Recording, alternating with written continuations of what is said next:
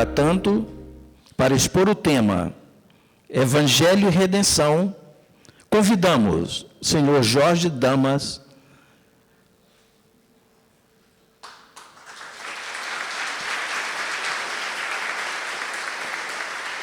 para expor este tema, Evangelho e Redenção. Meus amigos, que a paz de Jesus permaneça em nossos corações. É uma alegria participarmos deste Congresso de Luz e poder comungar com vocês o tema proposto, Evangelho e Redenção. O Evangelho, nas bases apresentadas por Jesus, é o código cósmico, é um código divino, quando o Mestre disse que tudo aquilo que ele ouviu do Pai, ele tem nos dado a conhecer. Esta mensagem que ele ouve, então, das fontes maiores da vida, se materializaram no Evangelho, e nós temos nele a maior lei para buscarmos a nossa transformação espiritual. O Evangelho é caminho de vinda. Por enquanto que nós estamos indo, o Evangelho está sempre vindo. Ele é sempre novo, porque ele desce do mais alto. Eu, nesta palestra, quero apresentar para vocês um conceito vivo de Evangelho como redenção, de Evangelho como evolução. Redenção como evolução. Não há evolução sem crescimento, sem derramamento de sangue, sem luta, sem dificuldade. Quero apresentar um exemplo vivo apresentado por Jesus, dentro de uma das práticas mais comuns da humanidade, que é a oração, e a mais popular de todas, que é o Pai Nosso. Para a gente ver como num exemplo claro, e aí essa palestra será uma palestra prática, como num exemplo claro a gente vê atuando o processo de redenção, o processo de evolução nas nossas vidas. Observe, certa vez os apóstolos se aproximaram de Jesus e disseram: Senhor, ensina-nos a orar. E Jesus disse: quando quiserdes orar, entrai no vosso quarto, fechada a porta, dizei assim. E aí vem um ensinamento sobre oração que ele já havia dito, que deve ser feita sempre, na célebre frase do orai sempre e nunca deixeis de orar. É interessante a forma viva da frase e impositiva, orai sempre e nunca deixeis de orar. E a gente fica pensando, como poderíamos fazer uma oração full time, ou integral, o tempo todo, 24 horas, eternamente, orar sempre e nunca deixar de fazer? Evidentemente, então, que a oração tem que ter um outro conceito.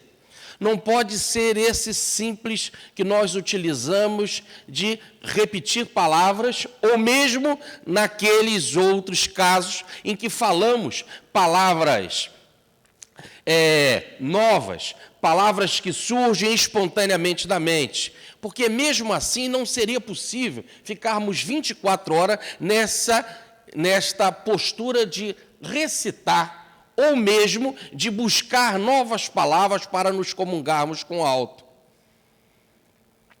Tudo passa pela ideia do que é verdadeiramente orar. E aí nós vamos entender a tal visão absoluta de Cristo para a oração. A palavra orar vem do latim oris, que quer dizer abrir a boca.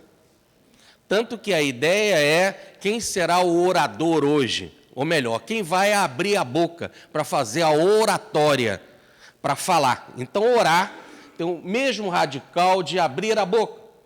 Então, se nós trocarmos a palavra orar por abrir a boca, na frase de Jesus ficaria assim: Orai sempre e nunca deixeis de orar. Ou abrir sempre a boca e nunca deixar de abrir a boca. O que cairíamos também numa outra situação extremamente delicada e esquisita, porque, imagina, ficaríamos eternamente assim, com a boca aberta. E não ia resolver nada, porque não é o abrir a boca que resolve essa situação, porque só entraria a mosca e não resolveria o processo evolutivo. Então, o que quer dizer esse abrir a boca? Para quem Jesus falava, a mensagem dele não era para corpos e corpos perecíveis. Nem Jesus só falava para a humanidade encarnada, mas também para a humanidade desencarnada, para a erraticidade que cerca o planeta e da qual ele é o governador em todas as instâncias, encarnada e desencarnada. Então, evidentemente, que Jesus não falava para corpos, ele falava para o espírito imortal. Então, quando diz, abri sempre a boca e nunca deixeis de abri-la, é a do espírito. E evidentemente que nós não podemos confundir espírito com perispírito. Se algum médium tiver aqui e disser assim, estou vendo uma entidade do lado do Jorge, um espírito ditando a palestra, orientando na palestra, ele não está vendo o espírito. Nunca ninguém viu um espírito.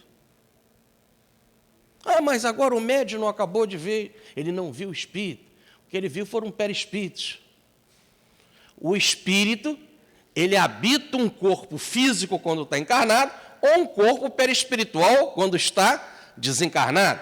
Então, veja, é o perispírito que a gente vê. O espírito é um centro de consciência. Segundo o Livro dos Espíritos, na pergunta 88, ele é uma centelha anímica. Na pergunta 139, é uma centelha etérica. Na pergunta 613, é uma centelha divina. O espírito é uma centelha, um centro de consciência que dá vida e que impulsiona ou o corpo físico ou o corpo perispiritual. Então é o espírito em si que é o centro de consciência.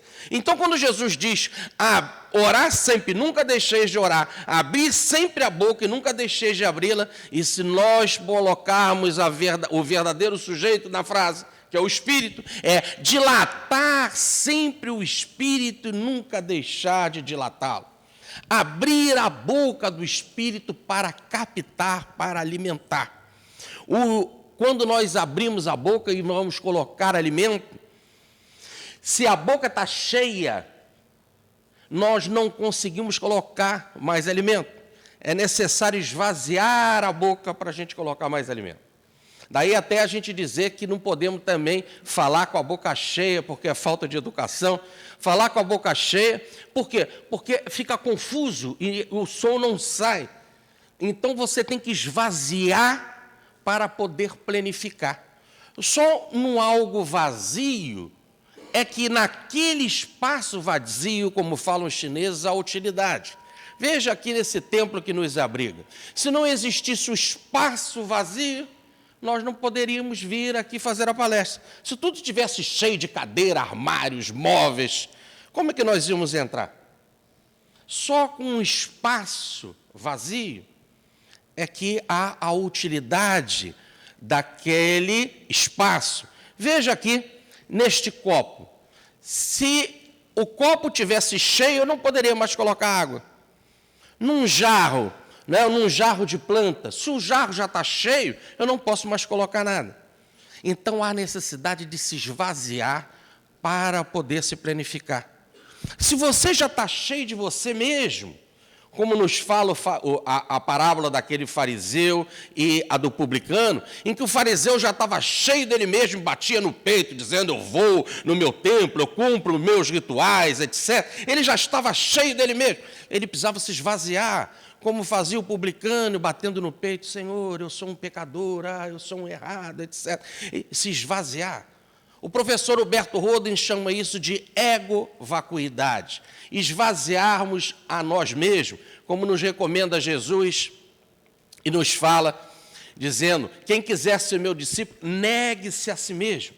Esse negar a si mesmo é a tal da humildade, é do se esvaziar, que passa a formar o espaço vazio onde poderá ser penetrado. A oração é um alimento, é uma captação.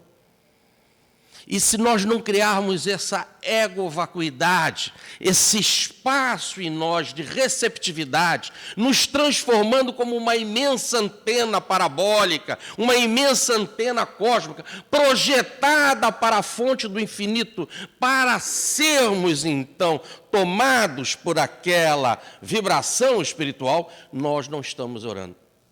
Daí a sabedoria em dizer: a palavra é de prata, o silêncio é de ouro. E diz o Salmo 46, versículo 10, ficai em silêncio e sabeis que eu sou Deus. É a necessidade, então, de seguirmos no ensino e vermos quando Jesus vai falar, então, entra no vosso quarto, fechado a porta, e no secreto, não precisa falar muito, porque o Pai sabe de tudo que nós precisamos. E a gente poderia fazer a seguinte radiografia histórica do Evangelho. Quando foi que Jesus entrou em algum quarto para orar e fechou a porta? Se ele é o modelo, como nos fala a pergunta 625, ele não deixou esse exemplo.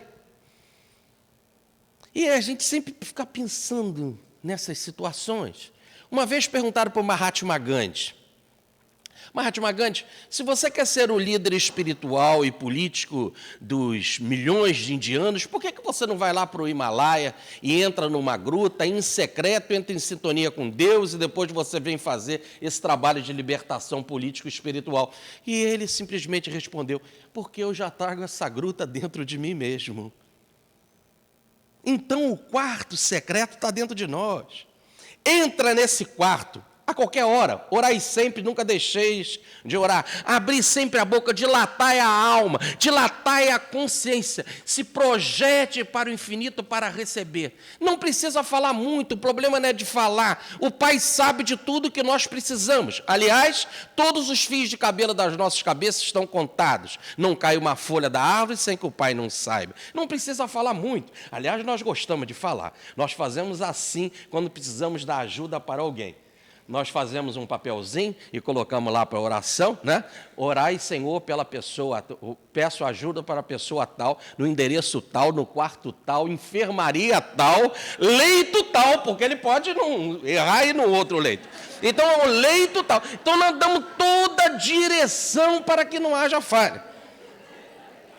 Evidentemente, pelo amor de Deus, evidentemente, continuemos fazendo assim, porque, vou dizer porquê, essa é uma prática abençoada. No exato momento que você bota o endereço e tal, e você escreve, você está materializando com a tua ideia, e você está começando a participar do fenômeno, sendo você um co-participador com a espiritualidade, emitindo com a tua concentração a energia necessária.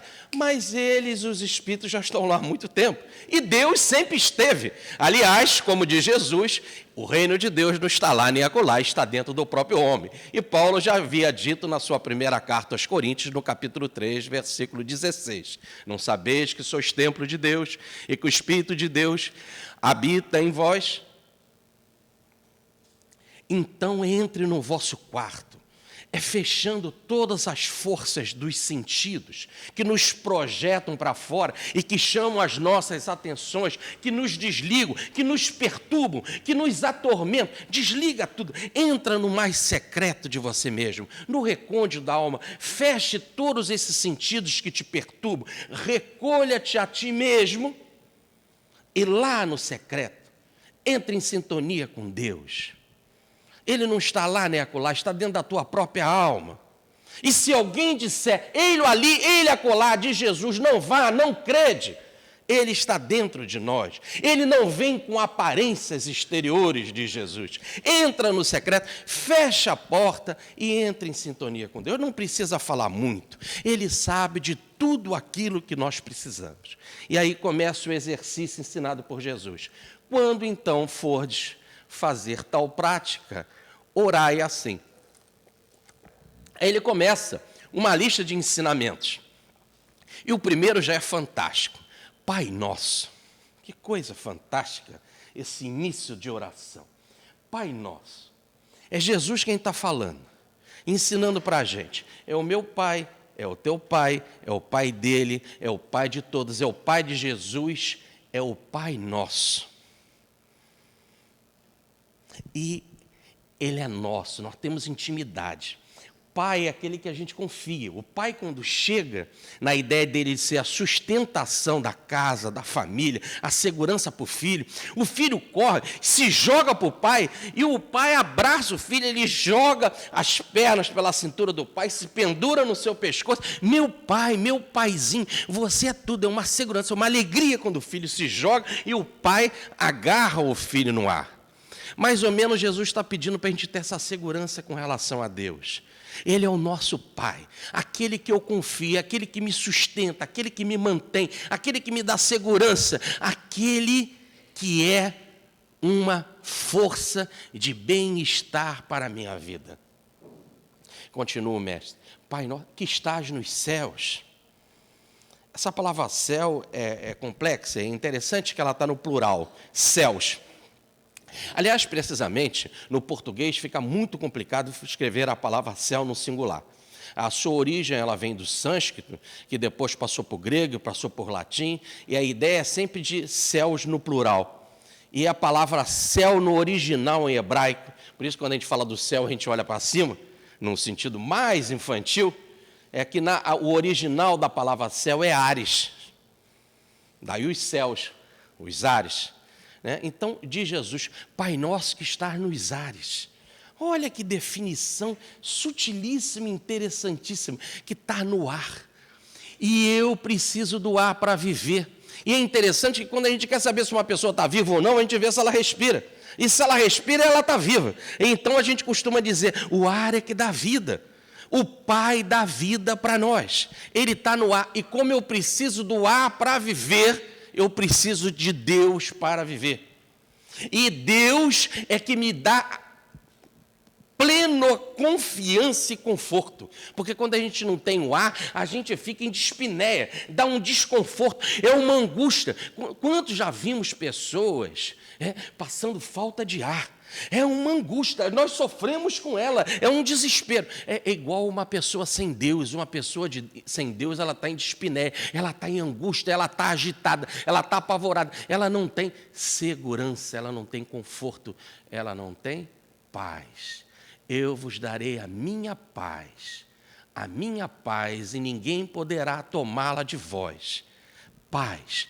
Ter Deus é ter essa paz, é ter esse conforto. E como a gente precisa do ar para viver, nós precisamos de Deus para viver. Santificado seja o vosso nome. É a outra recomendação. Qual é o nome, hein? Jeová, Alá, Deus. E aí ficamos em complexo. O tema começa a ficar fugidio, mas é interessante que ele não diz o nome, Jesus. Santificado seja o teu nome. Qual é o nome? Então, o mistério está nessa tal do nome. Se eu souber o que é nome, aí eu posso santificar melhor. Vamos radiografar a palavra nome. É uma coisa, a palavra nome vem do grego, passa para o latim, que quer dizer, olha que interessante, a manifestação externa da essência interna. Um exemplo, o nome Jesus. O anjo lá apareceu lá para José, o anjo também apareceu para Maria e disseram que o nome do menino seria Jesus. E Jesus quer dizer Salvador. Então, se nome quer dizer a manifestação externa da essência interna, significa que ele, sendo Salvador, significa que ele externamente agiu como Salvador, porque ele internamente tinha a potência de Salvador. É isso. Ele tinha uma potência interna de Salvador e ele externamente agiu como tal. Há uma coerência com a ação e a potencialidade. Agora veja, então, no caso, o meu nome Jorge. Meu nome Jorge quer dizer agricultor. Olha que confusão. quando o pai não tem a ideia correta, a mãe não tem a ideia correta e não sabe captar o que é o alto, me botaram de agricultor, eu nunca mexi numa enxada. Então não há coerência externa com interna. Evidentemente que a gente pode fazer brincadeiras, outros dizem, que você é orador, e aí então está semeando as palavras, isso tudo é muito bonito, mas na realidade o agricultor é o agricultor. Né? Então, repare que dar o nome correto, Jesus tinha então esse nome certo. Agora ele está falando do nome de Deus, santificado seja o vosso nome. Qual é o nome de Deus? Qual é a manifestação externa da potencialidade interna de Deus? Qual é a manifestação externa de Deus? Tudo o que existe. Essa frase do mestre é uma das frases mais ecológicas que nós encontramos no Evangelho, porque ele está dizendo que toda a manifestação externa dele, tudo aquilo que procede de Deus, e o que procede de Deus? O universo inteiro, todo o reino mineral, vegetal, animal, hominal, angélico, se há coisa para baixo, se há além para cima, tudo que se manifesta, tudo que é a manifestação, que é a criação divina, e diz o Gênesis, que Deus, quando criou, e nos vários dias, como está lá na didática do Gênesis, ele terminava cada dia e dizia, e ele viu que era bom. Toda a sua criação é boa. Criou a terra e ele viu no primeiro dia que era boa. E no segundo dia que era bom. No terceiro dia, assim. Toda a criação é boa porque é a manifestação dele. Até nós também, porque fomos criados à sua imagem e semelhança. Então, e ele, quando nos fez, na linguagem simbólica do Gênesis, no sexto dia, ele viu que era bom. Então, toda a sua criação que seja santificada. A palavra santificada quer dizer respeitada, amada, compreendida. Significa que nós temos que tratar de toda a criação com muito amor, com muito respeito. Santificar ela. Como você num santo, você o reverencia. E se você chega diante lá do santo que você tem a sua fé, seja lá ele qual for, você o trata em louvor, em glórias, em homenagem, assim diante de toda a criação. Por isso que é a criação que está mais próxima de nós, que é o nosso próximo, Jesus disse, amai o vosso próximo. Porque quem é o próximo? É aquele que está mais próximo, que é fruto desta criação divina. E que a gente precisa amar. E esse próximo não precisa ser um ser humano encarnado.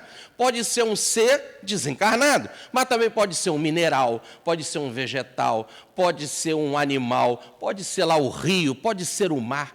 Tudo precisa ser amado, respeitado. Como a gente santifica aqueles que nós admiramos, nós temos que também santificar toda a criação, porque ela é obra divina. É difícil, não? Veja que não é uma oração, então, para se fazer sentado. E a gente repete ela dezenas de vezes, o Pai Nosso. O Pai Nosso não é necessariamente para ser repetido, é para ser sentido. O problema não é de falar santificado seja o vosso nome, o problema é de amar e respeitar toda a criação em todos os momentos. É prática. Vejamos na próxima frase. Logo a seguinte é, venha a nós o vosso reino. Então, como tratar essa frase sentada na cadeira? Olhem bem, eu simplesmente falo, venha a nós o vosso reino, venha a nós o vosso reino. O que é isso? Vejam, o reino primeiro já está aqui dentro. Está lá em Lucas, frase de Jesus, no capítulo 17, versículo 21, como nós já citamos. O reino de Deus não está lá nem acolá, está dentro do próprio homem. Quando ele diz, venha a nós o vosso reino, vem algo que já está dentro de mim. E como eu faço para que esse reino venha? Sentadinho, pedindo. E ficar falando as orações e repetindo, como muitas vezes a gente fala, reza 10 Pai Nossos, 10... Não, não é isso. É fazer algo para que esse reino se manifeste. Manifestar o reino é ser um espírito melhor. É ser um espírito bom, é ser um espírito superior, é buscarmos e galgarmos o ideal de espírito puro. E para isso é necessário a grande virtude que faz esse caminhar para espírito puro, que é o que nos ensina Allan Kardec, Fora da Caridade Nossa Salvação, e que nos recomenda o Evangelho: ama a Deus e ao teu próximo, que aí resume-se toda a lei e os profetas. É porque é nesta prática que nós vamos fazer o reino se manifestar. E o reino se manifesta quando eu aprendo também a perdoar 70 vezes 7, a amar os meus inimigos, a fazer bem aquele que me persegue e calunia, antes de tudo, renunciar a mim mesmo. Então, fazer com que esse reino se manifeste, eu tenho que sair de mim mesmo e ir em direção do próximo. E cada vez as pessoas estão ficando mais dentro dela mesma. Ela se fecha na sua casa, ela bota trancas e cada vez mais trancas e aquela fechadura com cara de cão, para país, e bota olho mágico. Agora tem um olho mágico que não é aquele só, não olha só para frente, porque tem um ladrão, ele já sabe disso, ele fica escondido do lado. Então, tem um olho mágico que olha para o lado também, então ele pega o sujeito. Então você se tranca todo, mas evidentemente que o ladrão vai ficar lá fora, ele vai arrumar um jeito de entrar. Aí, mas cada vez a gente se tranca mais. Aí você fala assim: mas Jorge, isso que você está falando é muito bonito, muito bonito e tal, porque você está em cima fazendo a palestra, mas é coisa de palestra. Você quer o quê? Que a gente, então, não tranque a casa? Não, tem que trancar a casa, ter uma caridade para com o ladrão, não aumenta o karma dele, ele não conseguindo abrir. Mas, no entanto, não é a coisa, não se passa por aí. Nós estamos num mundo de prova e expiação. O reino de Deus precisa ser manifestado. E não adianta só trancar minha casa. Eu tenho que trancar sim, mas volte e meia eu tenho que encarar o mundo, eu tenho que abrir aquelas portas e sair. E ir em encontro da situação sofredora do mundo.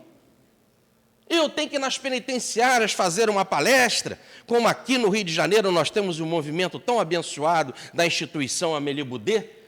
Nós temos que fazer o trabalho de ensinar alguém que não saiba ler, levar uma mensagem do Evangelho segundo o Espiritismo, doar um livro para alguém, ir no centro levar o meu passe para aquele que está cansado e sobrecarregado. Há necessidade de fazer algo. Não adianta eu só me trancar, porque o reino de Deus não sai. Na prática da caridade é que ele se manifesta. Venha a nós o vosso reino seja um espírito melhor. Venha a nós o vosso reino Senhor, será que eu já posso, com que prática, começar aqui e agora a viver nas benesses do teu reino? Viver como um filho teu, como alguém que tem direito a participar desta herança. É muito interessante que eu e minha esposa, um dia nós pensamos e resolvemos nos reunir e falar assim: pô, seria legal se a gente tivesse uma casa de campo para os nossos filhos terem lá a infância, se distrair. E a gente então começou num projeto de adquirir uma casa. E escolhemos a localidade de Petrópolis, e nós compramos lá a casa e pagamos aquela mensalidade que foi financiada por 15 anos no banco. Vocês sabem como é que é financiamento de banco, né? E foi financiando, e foi aquela luta, aquela coisa. Conseguimos hoje, graças a Deus, nós temos a casa, que as crianças aproveitaram muito, graças a Deus, muito legal. Está lá a casa, é uma alegria, uma felicidade quando a gente reúne a família. Mais uma vez, nós estávamos reunidos, e o meu filho chegou e disse assim: papai, aquela nossa casa lá de Petrópolis, aí eu já achei engraçado nossa, né? Mas é que ele é filho. Ele é filho, ele fala: nossa. Ele fala: aquela casa ali, nossa, pai, ela vale quanto?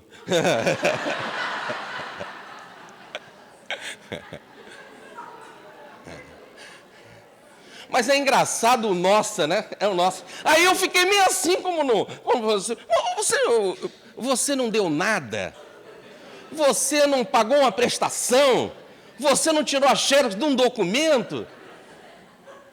É nossa, é dele, ele é filho. Entenderam o que é filho? Entenderam? É filho. No universo também é a mesma coisa. O que nós fizemos no universo? Nós fizemos a Terra, fizemos algum planeta, fizemos alguma coisa? Não, nós só estamos destruindo.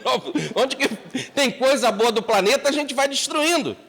mas é nosso. E a gente fala assim do Pai: Pai nosso, o cara é meu Pai, e é meu. Deus é mais meu Pai do que eu sou Oswaldo e Dona Jordélia. Compreenderam que verdadeiramente não são meus pais. Ele que é o Pai.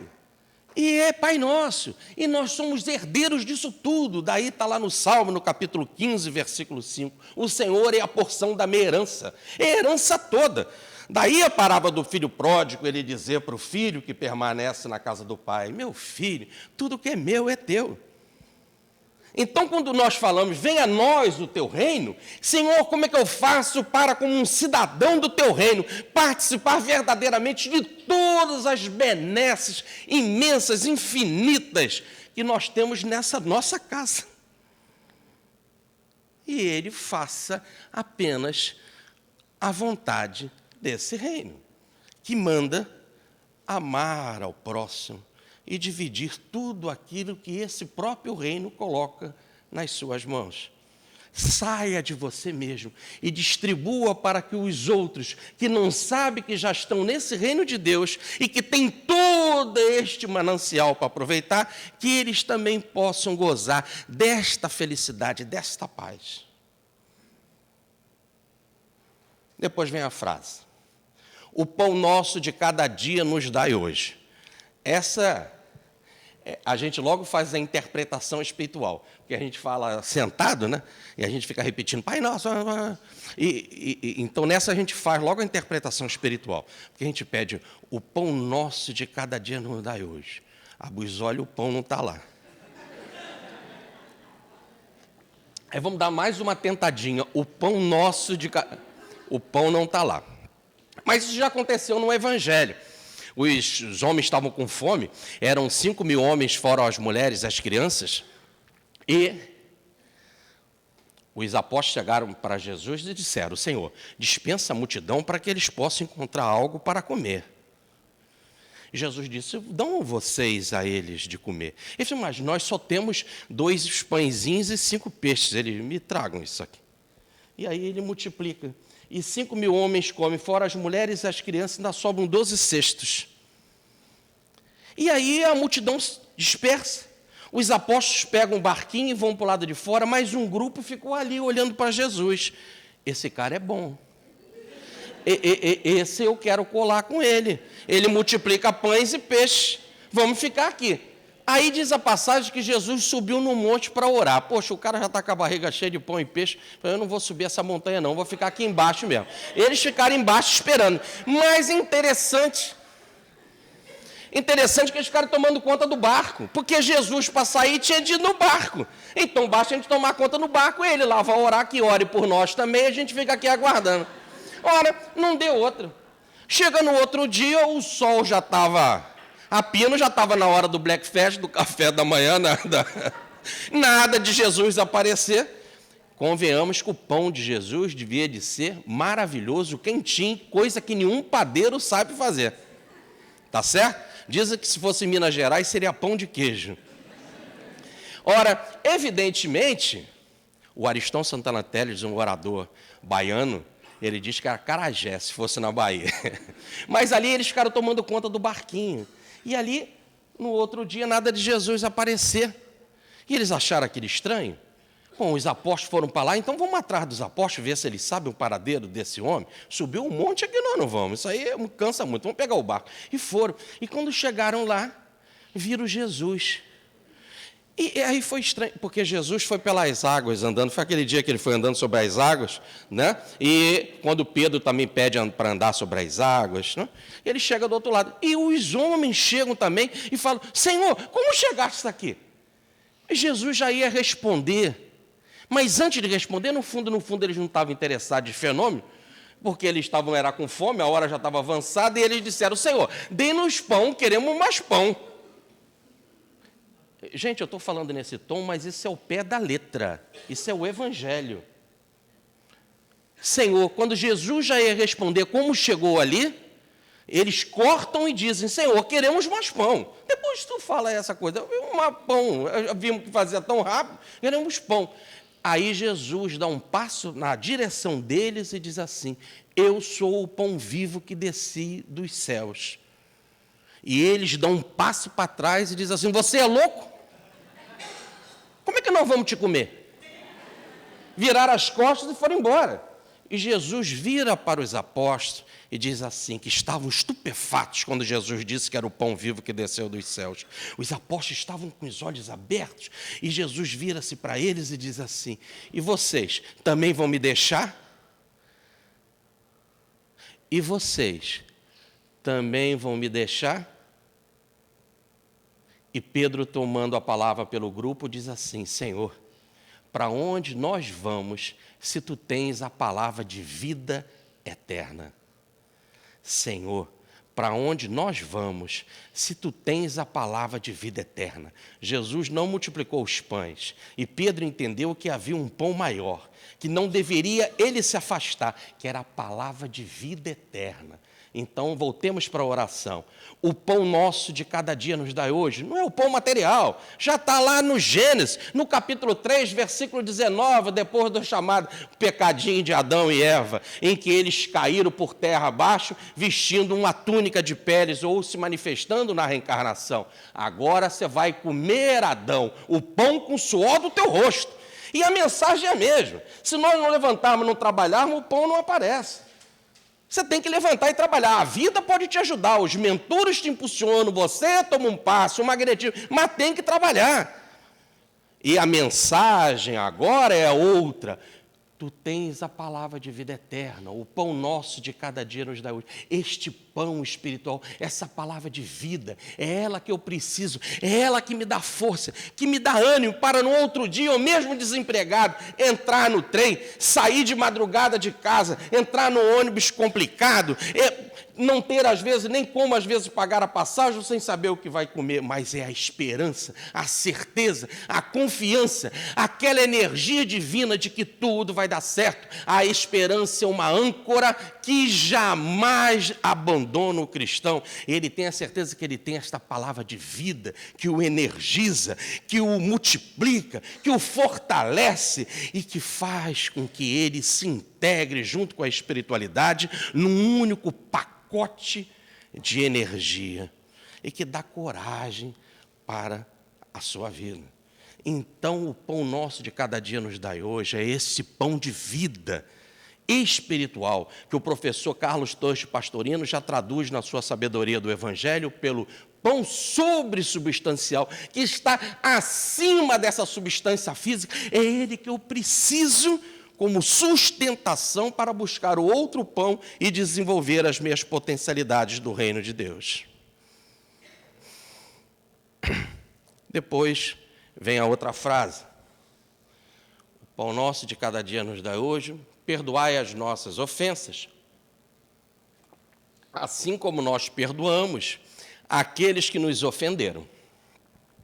Essa é muito interessante porque muitas pessoas falam assim, diferente de como está lá em Mateus.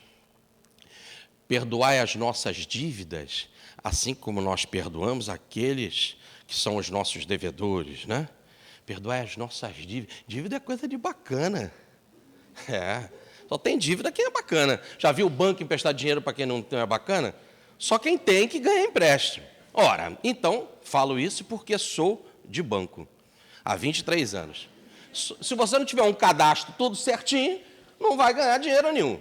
Então, esta oração foi colocada dessa forma, perdoai as nossas dívidas, porque não ficava bem, né? Uma autoridade eclesiástica falar perdoar as nossas ofensas. Eles não ofendem, eles têm dívidas, né? Que eles pegavam emprestado com os nobres e não pagavam. Então, a ideia é bem essa, é resolver o problema deles. Mas a frase do Evangelho, não. Ela mexe com aquilo que somos nós mesmos, o nosso material humano.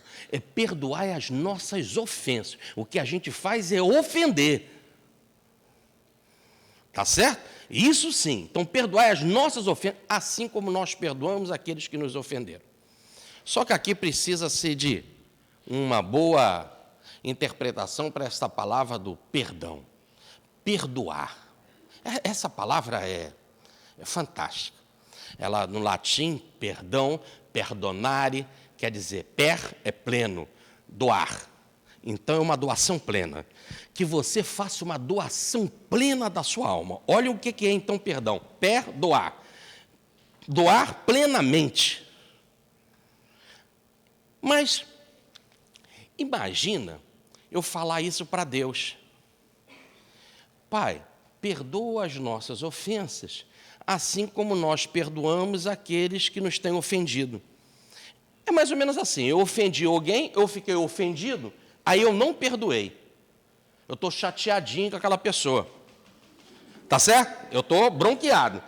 A pessoa me ofendeu, eu fiquei chateado com ela e não perdoei.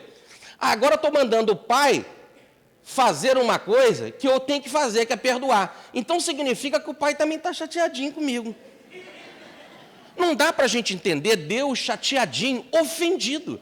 Deus não pode ficar ofendido pela simples razão de o livro dos Espíritos nos falar na pergunta 13 que ele é imutável. Ora, se ele é imutável, ele não pode ficar ora chateado e ora feliz. O seu estado é de beatitude, é pleno. Ele não pode ficar chateado contigo. Então fica complicada essa coisa do Deus perdoar. Mas ainda vamos aprofundar um pouco mais. Vamos contar um caso que passou na Índia com Gandhi, em que o Gandhi, ele andava de trem de terceira classe quando ele ia falar com o Lord Louis Mountbatten. E o Lord era o vice-presidente da Índia. E apesar de que a coroa inglesa pagava as boas condições para o Gandhi fazer as suas viagens, ele não aceitava. Ele queria ir de trem de terceira classe, porque assim ele conversava com o povo, estava com os seus filhos. Aliás, esse nome Mahatma, Maha é grande, Atma é alma. Então ele é a alma grande, ele é o pai espiritual da Índia. Ele é o mentor da Índia encarnada. Como Ismael é o mentor do Brasil, como Joana d'Arc é a mentora da França, como Henrique de Sales é o mentor de Portugal. Ele estava ali, era a alma. É interessante que no livro A Caminho da Luz, o Emmanuel, na psicografia do Chico, fala que ele é um Mahatma, uma alma, um pai espiritual da Índia, e o Gandhi ainda estava encarnado. O Gandhi só vai desencarnar em 48. De quem o Emmanuel falou assim encarnado? Observem. Ali estava o Mahatma Gandhi, indo em trem de terceira classe, porque ele parava e falava com as pessoas, com os seus filhos espirituais. Ele levava 3 livrinhos. E a sua caba para tomar o leite, a armação do seu óculos era de arame, e a roupa ou de rote, que era só o pano em volta dos seus órgãos sexuais, dos seus quadris, era este pano tecido por ele mesmo na sua máquina de tear, que gerou depois a marca na bandeira da Índia, a marca do trabalho. Assim era a sua vida. Ele andava 3 livrinhos debaixo do braço. O Evangelho, se ele encontrasse algum cristão, e ele falava especificamente do Sermão do Monte, dizendo que se todos os livros do mundo sumissem, só sobrasse o Sermão do Monte, nada estaria perdido. Ele andava também com o Alcorão, com o Corão, o livro sagrado dos muçulmanos. A Índia, nós temos muitos muçulmanos, porque se ele encontrasse algum deles, ele queria falar na linguagem que agradava e que consolava os seus corações. E ele andava com a Bhagavad Gita, que é a canção de Krishna para Arjuna, que é, podemos dizer, o evangelho sagrado do povo hindu. Assim, ele, sem distinção, abraçando a todos pela universalidade, ele levava a sua mensagem. E uma outra coisa que ele fazia é que quando ele parava nas cidadezinhas, nas estações, e que ele descia, ele não só pregava essas virtudes espirituais, mas ajudava uma coisa de muito sofrimento na Índia, que é a miséria, e a miséria principalmente na falta de higiene, e ele ajudava e ensinava, depois das pregações, a limpar e a construir fossa. E para não ficar só no discurso, ele ajudava a limpar a fossa, e ajudava também em como construir, em cavar uma fossa. para que ficasse bem claro o seu discurso. E assim, de pregação em pregação, e de limpeza de fossa e de construção de fossa, ele cansou e no trem deu uma cochilada. Quando ele voltou daquele sono, o seu relógio tinha sumido. Um ladrão roubou o relógio. E ele chega para falar com o Lord Mountbatten, chorando, com os olhos cheios d'água. E o Lord perguntou: você está triste, Gandhi? Por que você está triste? O que foi que aconteceu? E depois dele muito relutar, ele disse: é que roubaram meu relógio. E ele disse: mas você está preocupado com isso? Aquele relógio não era nem bom. Olha, eu vou te dar um relógio muito melhor. Não chora, pô. Você é um homem tão desprendido, você anda com a tua cabrinha para tomar o leite, olha a armação dos seus óculos, olha a roupa, é você mesmo que tece. Está preocupado com o relógio? Eu te dou um muito melhor, bobinho. Não chora, não. Ele falou: não, você não entendeu. Eu não estou chorando, não é porque roubaram meu relógio, é porque existe um ladrão no mundo. No outro dia, aquilo é estampado nos jornais. Gandhi chora porque há um ladrão na Índia. E aí vai em detalhes contando o caso do relógio. O ladrão leu aquilo, viu que aquele era o Gandhi, ele não sabia, e ele fica arrependido: é o meu pai espiritual, e ele é o pai de todos os indianos, e se eu prejudiquei a ele, eu vou ficar em muito débito, eu não quero carregar esse peso. E foi procurar o Gandhi. E o Gandhi estava acampado em discursos para uma determinada coletividade sobre a busca do sal. Ele estava acampado num determinado local. Ele chega perto de uns discípulos e diz que ele era o ladrão. E que ele queria entregar o relógio. E que aquele discípulo levasse para o Gandhi. E que a única coisa que ele pedia é que ele falasse para o Gandhi que ele estava arrependido e queria o perdão do Gandhi. E o discípulo disse: eu fazer? Vai lá, fala você lá, vai lá, entra, fala com ele. Ele falou: não, eu não vou. E se ele não me perdoa? Se ele não me perdoa, eu vou ter a Índia toda como inimiga. Ele é o pai da Índia. Eu vou ter todos como inimigo? Ele disse: não, vai lá falar com ele. E quando ele entra na cabana, Mahatma Gandhi se levanta, como já sabendo de tudo, levanta os braços e diz assim: filho pródigo. É o filho pródigo que se arrepende e volta à casa paterna da sua tranquilidade espiritual. Ele: Gandhi, eu sou um ladrão, e se ajoelha e diz: está aqui o seu relógio, você me perdoa? Ele falou: eu não te perdoo. E aí o homem chorou mais ainda: mas como você não me perdoa? É a única coisa que eu peço, me perdoa. Ele falou: eu não posso te perdoar porque você não me ofendeu. Você ofendeu a você mesmo. É você que tem que perdoar você mesmo. Esse seu gesto já mostra isso. Eu não posso te perdoar porque eu não fiquei ofendido. Você é meu filho e sempre foi meu filho querido. E este homem passou a ser um discípulo de Mahatma Gandhi. Repare bem, já existem pessoas do nível de Gandhi que são inofendíveis. Logo, eu tenho que refletir bem nessa frase de Jesus, dada para Deus: Pai, perdoa as nossas ofensas, assim como nós perdoamos os nossos ofensores. Deus perdoar. Se Gandhi não se sente ofendido, como fica o caso para Deus? É sempre a necessidade da gente estudar. Quando a doutrina espírita fala: amai-vos, eis o primeiro mandamento, instruí-vos, eis o segundo, nós temos por obrigação de estudar e, muitas vezes, não ficarmos só na periferia. Inclusive, olhar como é que está no original. Lá, olhar no grego. Mas Jorge, mais um caso de palestra. Como é que nós vamos olhar no grego? Nós não sabemos grego. É fácil. Já está na internet. Você não precisa gastar dinheiro. Você pega o texto na internet, está lá o versículo número tal. Tu olha no português, vê o número. Vai lá, está no grego. Mas você não sabe o grego. Tá certo? Você não sabe. Mas já sabe que é ali que está a tal palavrinha. Ali está. Naquele número, porque o número é o mesmo, a linguagem numérica é a mesma. Aí você vai no dicionário grego-português, que também tem de graça na internet. E você pega a palavrinha e olha lá no dicionário, por ordem alfabética, só que é ordem alfabética grega. E você vai ver a tradução em português. Entenderam ou não? Não é difícil. Agora veja bem. Veja.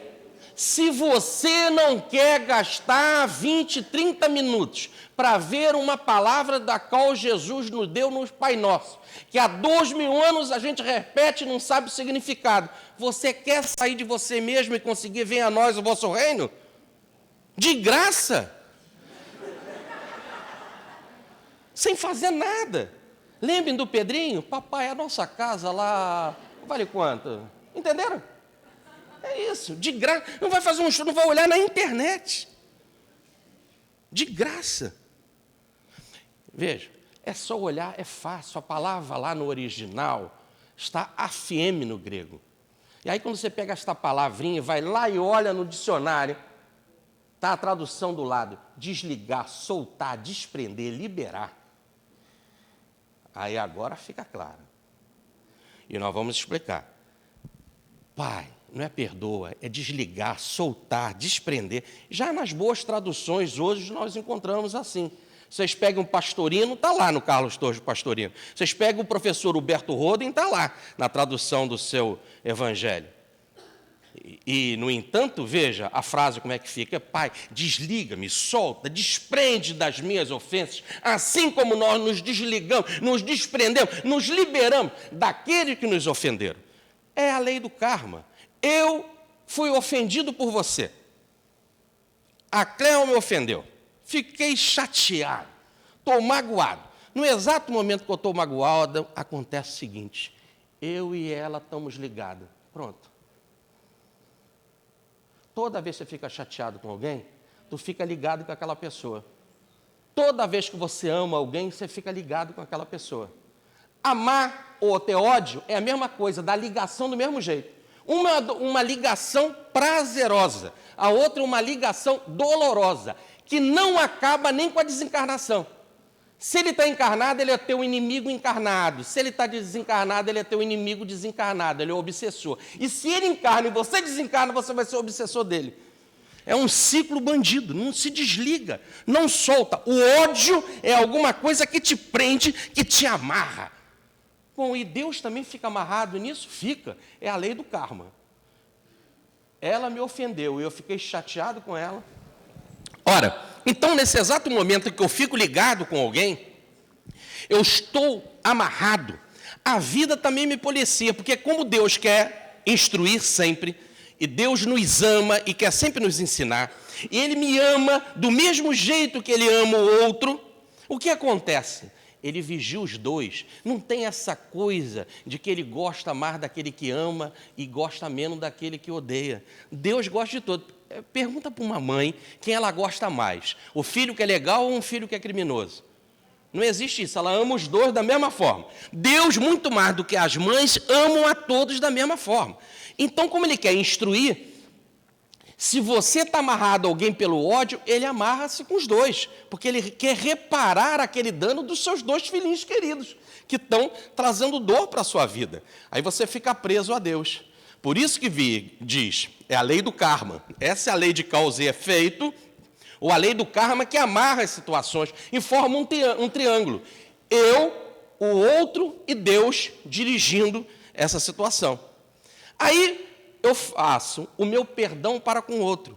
Aí sim, eu me desligo do outro, eu me libero do outro. Deus vai cortar e liberar esse processo de pagamento kármico. Cortou. Então, Pai, desliga-me das minhas ofensas, assim como eu me desligo daqueles que me ofenderam. É automático. E desligado na terra, desligado no céu. Agora, só que nós temos que entender esse me desligar do outro. Esse desligar do outro, e agora nós vamos reparar essa pendenga que eu tive com ela, como é que se faz? Quando eu me desligo dela, eu não posso dizer, olha, então vai, segue em paz, adeus, felicidade, eu vou cuidar da minha vida, você cuida da sua. Nananina, não. Nunca mais eu vou me desligar dela. Toda vez que você perdoa, significa que você tem que trocar ódio por amor. E agora eu vou ficar amarrada com ela para sempre por amor. Então, toda vez que houve uma ofensa, você vai ficar ligado com aquela pessoa para sempre. Nunca mais você vai se livrar dela. Nunca mais. Ou você vai ficar preso pelo ódio, ou vai liberar por amor e vai ficar preso por amor. Entenderam? Nunca mais. Olha, aquela pessoa que você não gosta, trata logo de amar, porque tu já sabe que vai ficar com ela para sempre.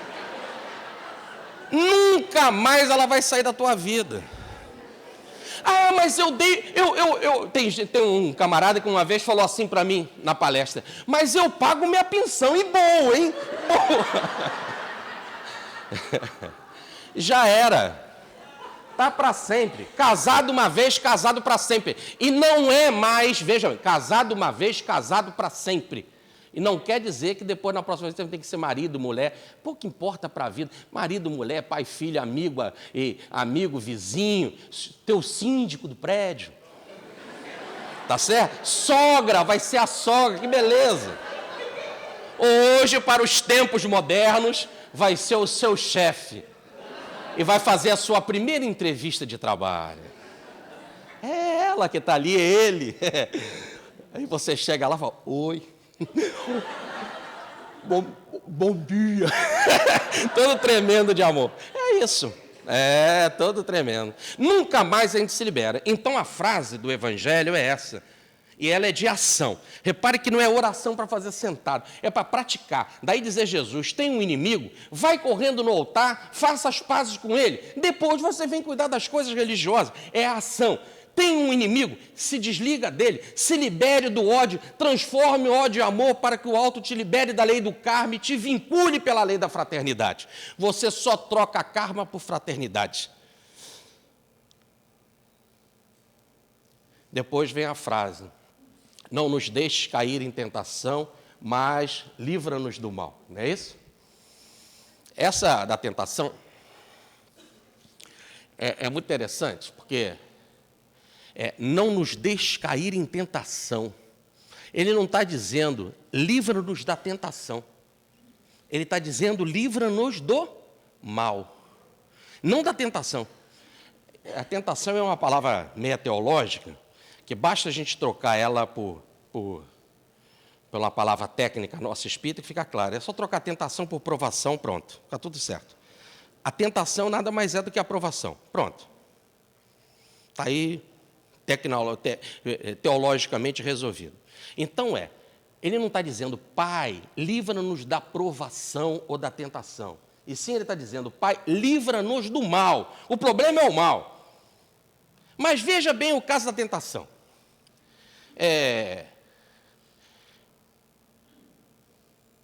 Uma pessoa chega para mim e diz assim, ô Jorge, quero dizer uma coisa para você. Estou vindo de uma viagem aí, lá de São João del Rei, a terra onde que foi o nosso Antônio aí, né? Presidente aqui da casa, como nós vimos na palestra inicial. Estou vindo lá de São João del Rei, aquilo é uma beleza, né? E você sabe que não é só uma cidade histórica. Olha, rapaz, mas eu fui naquelas fazendas em volta, e ali visitando aquelas fazendas, eu fui nos alambiques, eu trouxe para você uma cachaça especial. Só que eu adoro beber. Na hora que ele fala da tal cachaça especial, a boca fica cheia d'água, aquilo sobe, aquilo ali, e a gente fala assim para ele, cadê a marvada? Cadê a marvada? Aí ele fala assim, deixei em casa. Então vamos lá buscar, né? O sujeito fica... Veja bem, ele tem o vício, ele tem a tendência para beber. Aqui eu quero abrir um parêntese, o exemplo que eu estou dando é da bebida, e não há mal em beber. O problema está no abuso, olhe bem. Então aqui ninguém está discriminando nada. Tudo está no abuso. Passou dos limites, não só para a bebida, mas para qualquer coisa. Está tudo errado. Está certo? E tem gente que faz até exagero com o espiritismo. Ele é espírita, tão espírita, que ele já chama a mulher de irmã e já não fica mais sexualmente com ela. Isso é uma verdadeira doideira. E, olha, não riam, por favor. Esse momento eu estou pedindo para vocês não rirem, porque tem gente já vivendo essas perturbações. O sujeito já não vai mais ao cinema, já não vai mais ao teatro, já vai num bar. Quando a mulher chama, vamos num bar, e lá é uma vibração ruim, tem muitos obsessores, já não vai mais no baile, não vai mais em nada. Não vai na praça. Não vai mais em lugar nenhum. Não vê mais partida de futebol, vai ver futebol, aquela é obsessão. Não é que é obsessão. E aí vai por aí afora. Veja bem, é lógico que eu não posso, e posso ver uma partida de futebol, o que eu não posso por causa do futebol eu não vou à reunião mediúnica, por causa do futebol eu não vou fazer a palestra aqui, tá certo? Hoje não é sábado, meu Mengão está jogando, daqui eu vibro e os mentores cuidam dele. Mas eu não posso deixar de vir à palestra. Mano. Agora, tem mentor que tem um espírito tão fraterno que ama também o Internacional que está jogando com o Flamengo. Mentor é assim, ele ama o Flamengo, ama o Internacional, aí a gente nunca sabe qual vai dar o resultado. É um problema. Mas, voltando aqui para o negócio da tentação, aquele que bebe, e aí ele tem um vício, é esse que é o problema. Olha a frase, ele tem um mal, livra-nos do mal, ele tem o vício. Quando o sujeito diz, pretensão de carinho, de uma forma fraterna, eu trouxe para você uma cachaça, ele fica doido. Tá certo? Agora você chega para um outro e não tem esse vício. Aí fala, olha, eu trouxe para você lá de São João uma cachaçinha. Ele, muito bem, olha, lá no meu aniversário, eu vou provar, nós vamos nos reunir, vamos lá fazer um brinde. Acabou o assunto. E aí, como é que foi São João? Me conta como é que é a igreja de São Francisco. Maravilhosa a igreja de São Francisco lá em São João do Rei. Pronto. Entendeu como é que ele vai proceder? Pronto, passou. Agora, quem tem o mal dentro dele é que é o problema. Tem o vício. Daí dizer Tiago na sua epístola, bem-aventurado o que vence a tentação, porque receberá a coroa da vida. Vencer esse impulso é que é fogo. Vencer isso e dizer, hoje eu estou mais um dia sem esse problema, amanhã mais um dia, e um terceiro dia, um quarto dia. Vencer.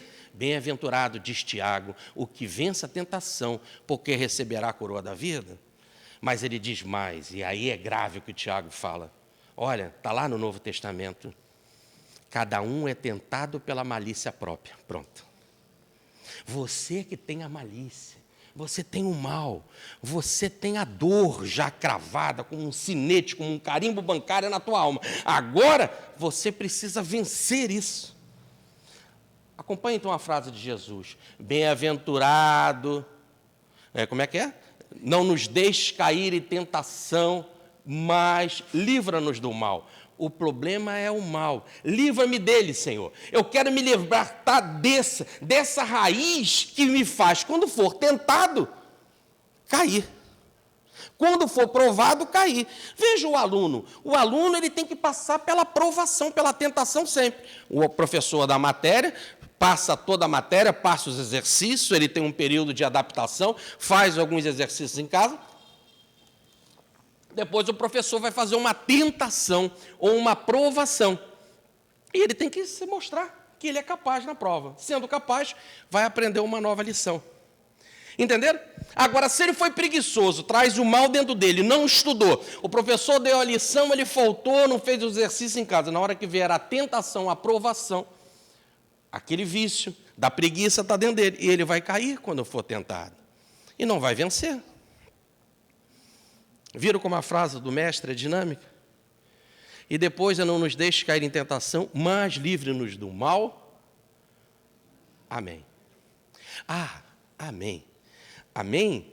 O evangelho foi escrito no grego. Os apóstolos escreveram no grego, os evangelistas. Mas a palavra amém não é do grego, é do hebraico. É tal palavrinha, por isso que ela está no grego, como sendo do hebraico. Quando a gente puxa para a nossa tradução, a gente não traduz ela, porque ela já no grego não estava traduzida. Porque esta palavra amém, no hebraico, quer dizer simplesmente verdade. Quando Jesus falava, e a gente sempre repete várias vezes essa frase de Jesus, em verdade vos digo, não é isso? Várias vezes ele diz, em verdade vos digo. As palavras amém, amém. A palavra amém quer dizer verdade. Termina a oração com a palavra verdade. E diz Jesus, conhecereis a verdade vos fará livres. Mas o que é verdade? A verdade é que Ele é nosso Pai, que Ele é o nosso paizinho, que Ele é o sustento, a força e o consolo e a proteção e a segurança da nossa vida. Ele está nos ares. Como eu preciso do ar para viver, eu preciso de Deus.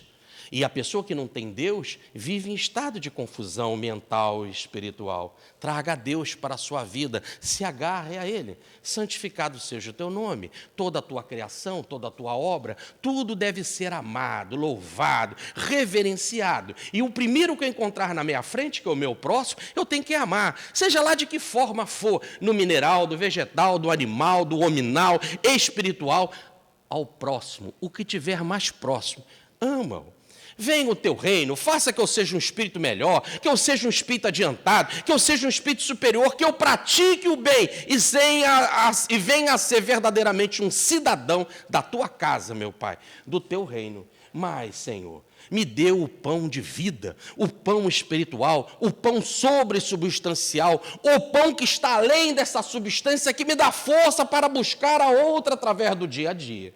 Mas também, Senhor, eu te peço, e isso é muito importante, que a beleza que é feita no firmamento, no grande firmamento, como os astros se abraçam e se movimentam em verdadeira harmonia, que esta mesma harmonia seja feita aqui na terra, e que eu possa viver aqui na terra em harmonia, como os astros vivem pela lei da gravidade, em perfeita harmonia.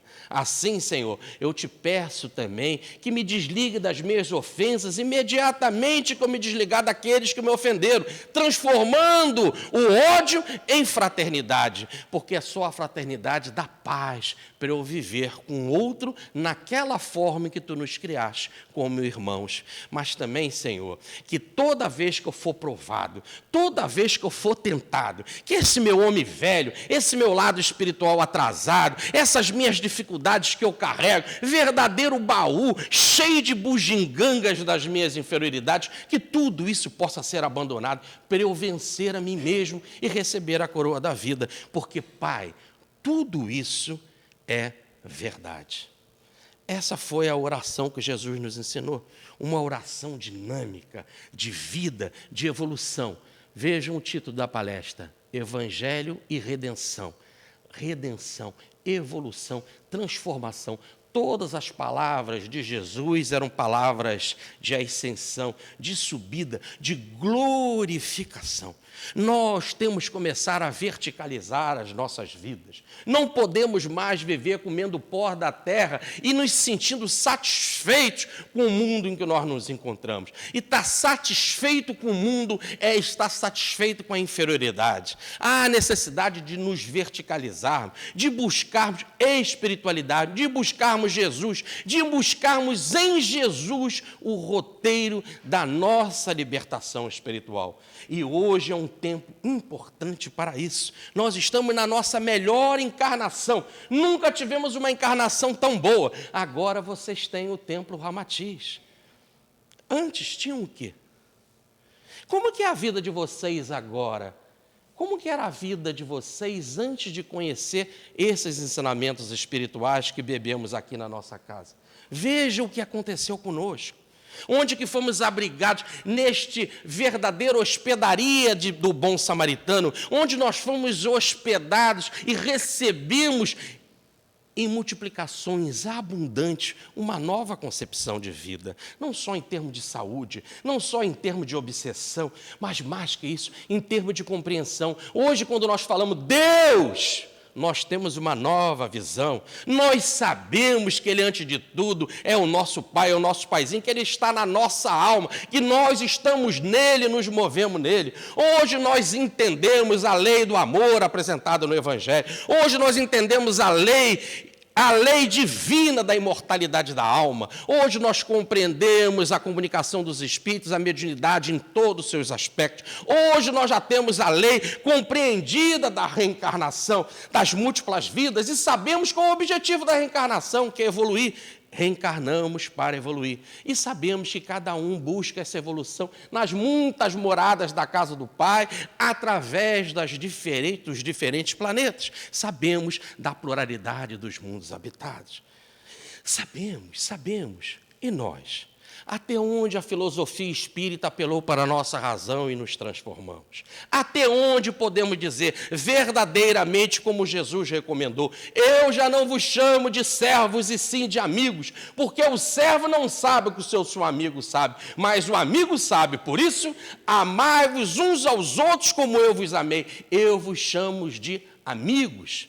Ele quer ser nosso amigo, e até onde a gente pode, na santa e plena consciência do dever cumprido, dizer: Senhor, eu sou o teu amigo, e minha vida, naquilo que eu já consigo conceber como vida, é feita para viver em tua homenagem, é feita para viver em teu serviço, é feito para que aqueles que se achegam a mim sintam a tua presença, sintam a tua beleza, sintam a tua saúde, sintam a tua paz. Mas, Senhor, sinto a tua alegria, aquela alegria que o mundo não sabe dar. Sei, Senhor, que agora, como teu amigo, e compreendendo pela tua prece, pela prece que tu nos ensinaste, que sou um participante deste grande banquete, deste reino de Deus. Por isso sei que a tua presença entre nós, que até hoje se faz presente, foi a maior presença planetária de todos os tempos. Sei que tu és o modelo em que eu penso sempre em me espelhar, para ao olhar-me no espelho, te encontrar, Senhor. Dizem que houve no Oriente um ser outrora que vivendo espiritual fez-se homem, embora, e entre os grandes de então das leis, os sábios, sem consultar os falsos alfarrabos, foi mestre, sendo humilde nazareno, concentração astral que a ciência encerra, ele desceu iluminando a terra e a fé pregando, a fé que nos consola. Ele, o Cristo, era o verbo, era uma escola, verbo, sol, clarão, verdade, voz do Cristo, visão dos céus, como a de passar, o ser humano sem ter luz, se és estrela, se és farol, se és Jesus. Minha alma, pois, vos pede, vos implora, vós que viveis errando lá por fora, fugindo do dever, manchando a história, entrai, que o templo de Ramatiz, que nos abriga para a fraternidade e o banquete do Evangelho, é luz, é paz, é amor, é glória. Fiquem com Deus.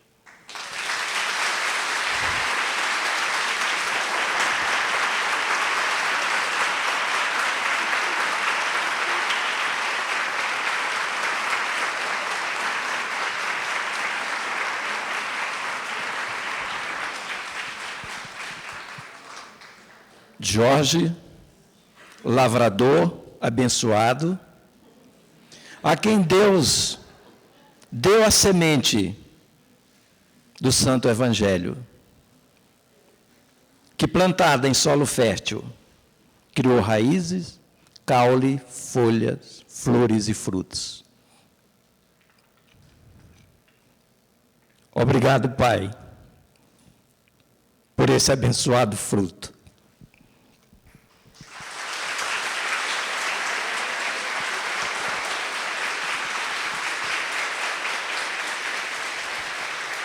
Humildemente, te pedimos que aceite essa singela lembrança como participante deste 6º Seminário Ramatiz, na abençoada Casa de Ramatiz.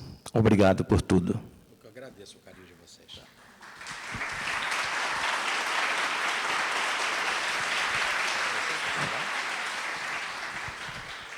Eu que agradeço o carinho de vocês, as vibrações. Como disse Pedro, lá no Monte Tabor, no Monte da Transfiguração, porque vivemos aqui neste encontro uma grande transfiguração espiritual, com presença de seres elevados, inundando a nossa vida de tantas bênçãos, bênçãos que nós mesmos não merecemos e que abundantemente caem sobre nós. Como Pedro, lá naquele célebre encontro do Tabor, ele disse para Jesus: Senhor, bom é estarmos aqui. Vamos fazer 3 tendas e passarmos a noite aqui. Fiquem calmos, já não vai ter mais palestra de noite, mas muito bom se tivesse mais a gente passasse a noite aqui. Fiquem em paz. Todos estão convidados para desdobrados passarem a noite aqui. Agradecemos a presença de todos e amanhã retornaremos para mais um dia de verdadeiro banquete espiritual na abençoada Casa de Ramatiz. Obrigado por tudo e até amanhã.